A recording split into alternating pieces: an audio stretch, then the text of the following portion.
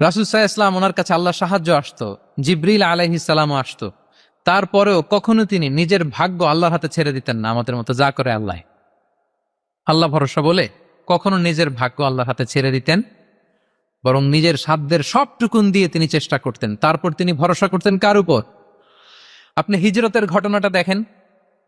আল্লাহ যেদিন বললেন যে আজ রাতেই তুমি আর আবু বকর হিজরত করো, রাসূল সাল্লাল্লাহু আলাইহি ওয়াসাল্লাম ওই দিন দুপুরবেলা আবু বকর রাদিয়াল্লাহু তাআলা আনহুর ঘরে গেলেন। তিনি কখনো দুপুরবেলা বেরোন না, তিনি কখনো মাস্ক পরে বেরোতেন না। সেদিন তিনি মাস্ক পরে বেরোলেন, খারাজা মুতাকান্নিয়ান, মুখ ঢেকে বেরোলেন। আবু বকর রাদিয়াল্লাহু তাআলা আনহুর ঘরে যেয়ে বলেন, আবু বকর আখরিজ মান ফিল বাইত, ঘরে যারা আছে বের করে দাও, প্রাইভেট আলাপ আছে। আবু বকর রাদিয়াল্লাহু তাআলা আনহু বললেন, ইয়া রাসূলুল্লাহ, আসমা আর আয়েশা একজন তো আপনার পরিবার আর একজন তার বোন, আমরাই তো, বলেন। রাসূল সাল্লাল্লাহু আলাইহি ওয়াসাল্লাম আশ্বস্ত হলেন, বললেন যে আজ রাতেই আমরা হিজরত করব।